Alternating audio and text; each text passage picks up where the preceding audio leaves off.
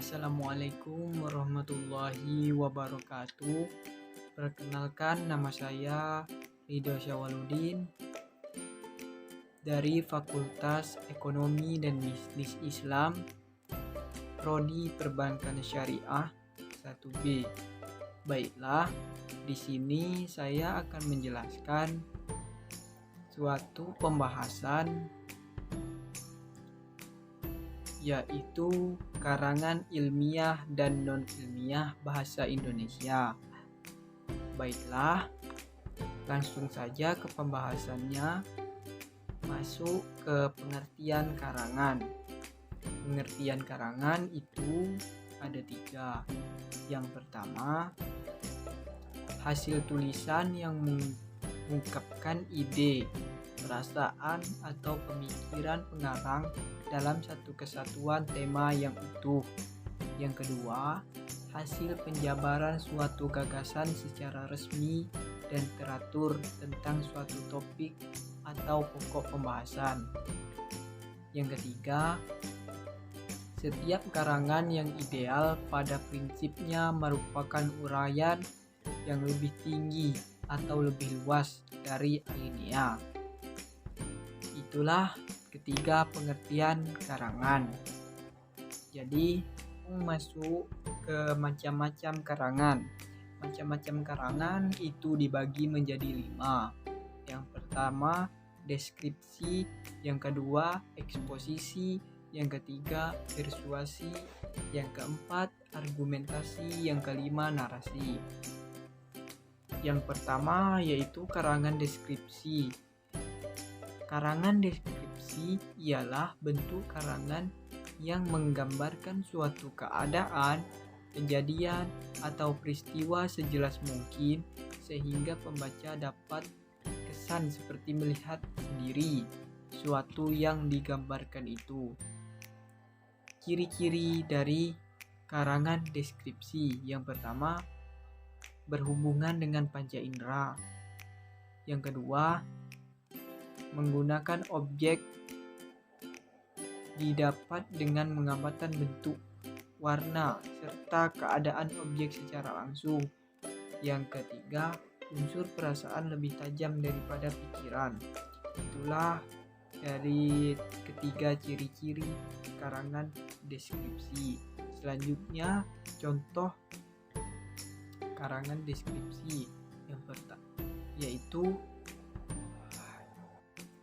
contoh karangan deskripsi. Lapangan sekolah kami berada tepat di tengah-tengah gedung sekolah. Di setiap sisi lapangan terdapat taman-taman kecil dengan aneka bunga dan tumbuhan lainnya. Lapangan tersebut berukuran setengah 100 kali 120 meter. Lumayan luas bukan? Selain untuk upacara penaikan bendera, kami kadang menggunakan lapangan tersebut untuk bermain basket atau sepak bola. Di sebelah utara, tepatnya di dekat kelas kami, terdapat tiang bendera. Adapun di sebelah timur dan barat terdapat ring basket.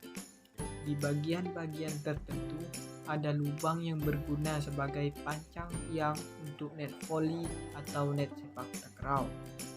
Itulah contoh dari karangan deskripsi. Kemudian masuk ke karangan eksposisi.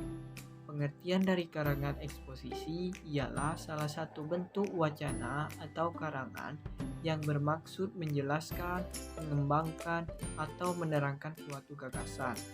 Tujuannya untuk menambah pengetahuan pembaca tanpa berusaha untuk mengubah pendirian atau mempengaruhi sikap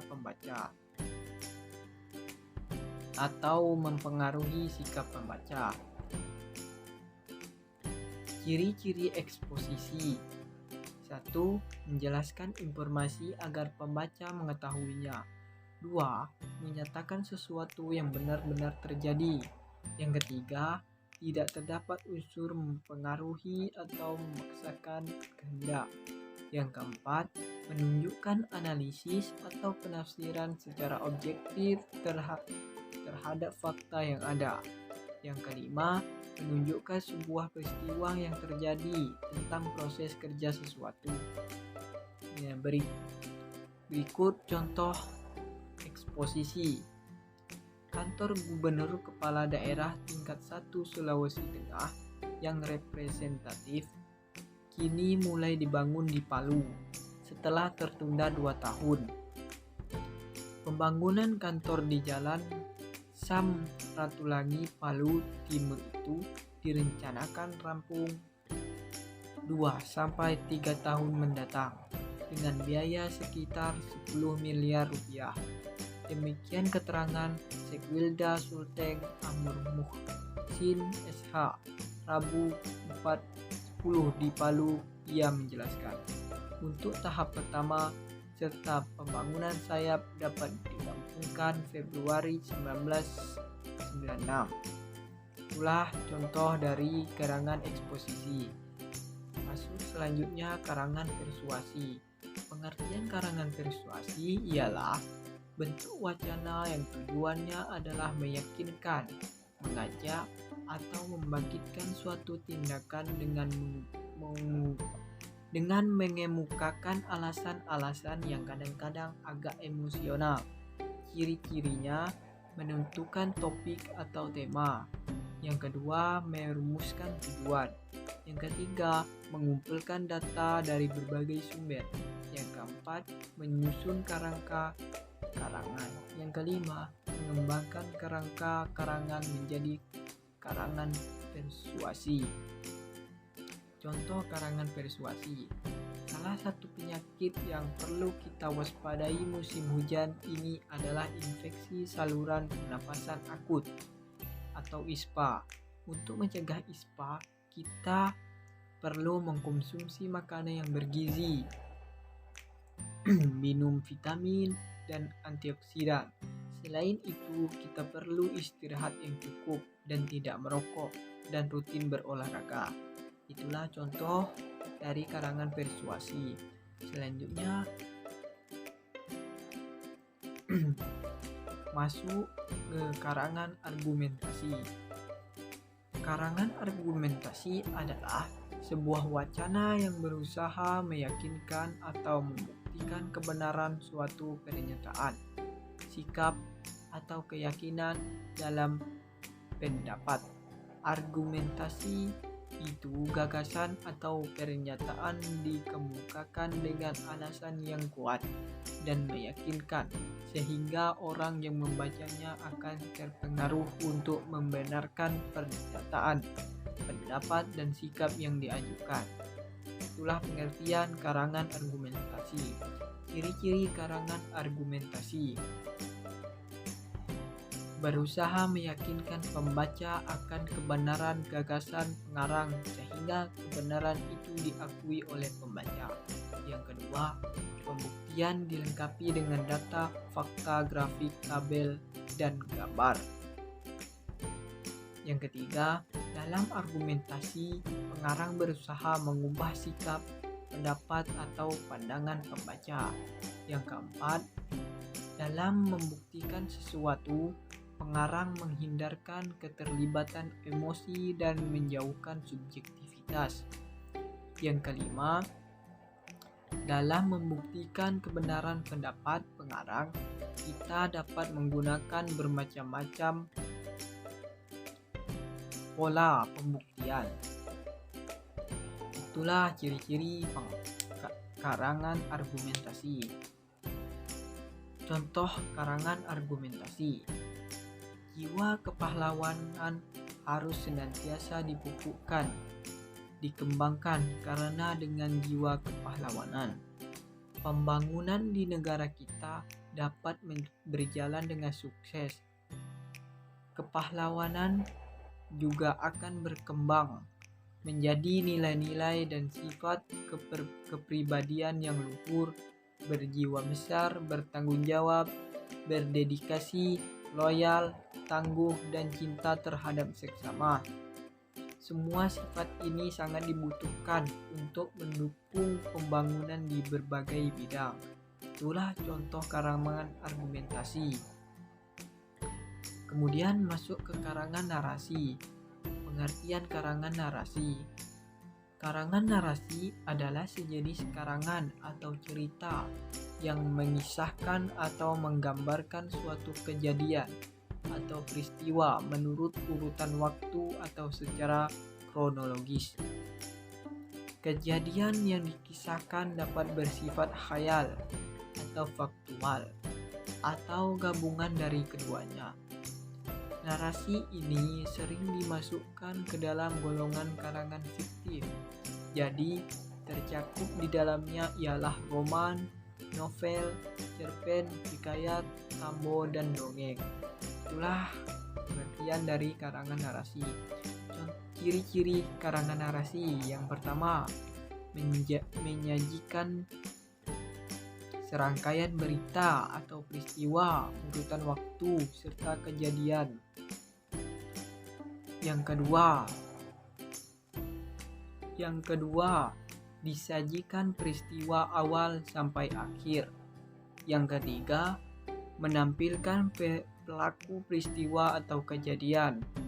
Yang keempat, latar atau setting digambarkan secara hidup dan terperinci. Contoh karangan narasi. Beratus-ratus tahun Indonesia telah dijajah Belanda. Perang Dunia Kedua pecah dan Belanda di Indonesia kemudian ditaklukkan oleh Jepang. Kini Jepanglah yang menguasai dan mengangkangi Indonesia. Ini tidak lama memang, karena sekutu dapat mengalahkan Jepang dengan dibomnya Hiroshima dengan bom atom.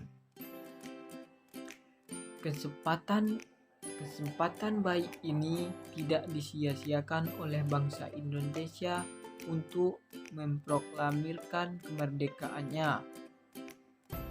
Proklamasi itu dibacakan oleh Bung Karno dan Bung Hatta pada tanggal 17 Agustus 1945. Itulah contoh karangan narasi. Kemudian masuk ke karangan ilmiah. Pengertian dari karangan ilmiah. Karangan ilmiah merupakan suatu karangan atau tulisan yang diperoleh sesuai dengan sifat keilmuannya dan didasari oleh hasil pengamatan, peninjauan, penelitian dalam bidang tertentu, disusun menurut metode tertentu dengan sistematika penulisan yang bersantun bahasa dan isinya dapat dipertanggungjawabkan kebenarannya atau keilmiahannya. Eko Susilo 1995-11. Itulah pengertian karangan ilmiah. Kemudian tujuan dan jenis karangan ilmiah. Yang pertama, memberi penjelasan. Yang kedua, memberi komentar atau penilaian. Yang ketiga, memberi saran. Yang keempat, menyampaikan sanggahan serta membuktikan hipotesa. Jenis-jenis karangan ilmiah yaitu skripsi, tesis, disertasi. Kemudian masuk ke karangan ilmiah populer. Menurut Wardani 2017, karya ilmiah populer adalah karya ilmiah yang disajikan dengan gaya bahasa yang populer atau santai sehingga mudah dipahami oleh masyarakat dan menarik untuk dibaca. Contoh, artikel, editorial, opini, tips, reportase, dan resensi buku. Ciri-ciri karangan ilmiah populer. Yang pertama, emotif. Emotif adalah kemewahan dan cinta lebih menonjol, tidak sistematis, lebih mencari keuntungan dan sedikit informasi. Yang kedua, persuasif. Persuasif adalah penilaian fakta tanpa bukti, bujukan untuk meyakinkan pembaca, mempengaruhi sikap cara berpikir pembaca, dan cukup informatif. Yang ketiga, deskriptif, pendapat pribadi, sebagian imajinatif dan subjektif. Yang keempat, kritik tanpa dukungan bukti. Masuk ke karangan non-ilmiah. Pengertian karangan non-ilmiah fiksi adalah satu ciri yang pasti ada dalam tulisan fiksi adalah isinya yang berupa kisah rekaan. Karangan non-ilmiah ditulis berdasarkan fakta pribadi dan umumnya bersifat subjektif. Bahasanya bisa konkret atau abstrak, gaya bahasanya formal dan populer, walaupun kadang-kadang juga formal dan teknis. Ciri-ciri non-ilmiah: yang pertama, bersifat persuasif. Yang kedua, ditulis berdasarkan fakta pribadi. Yang ketiga, fakta yang disimpulkan subjektif. Yang keempat, bersifat imajinatif. Yang kelima, gaya bahasa konotatif dan populer. Yang keenam, situasi didramatisir. Yang ketujuh, tidak memuat hipotesis. Yang kedelapan, penyajian dibarengi dengan sejarah. Mungkin hanya itu penjelasan yang dapat saya sampaikan tentang materi karangan berikut. Mungkin kurang lebihnya mohon maaf. Wabillahi taufik wal hidayah. Wassalamualaikum warahmatullahi wabarakatuh.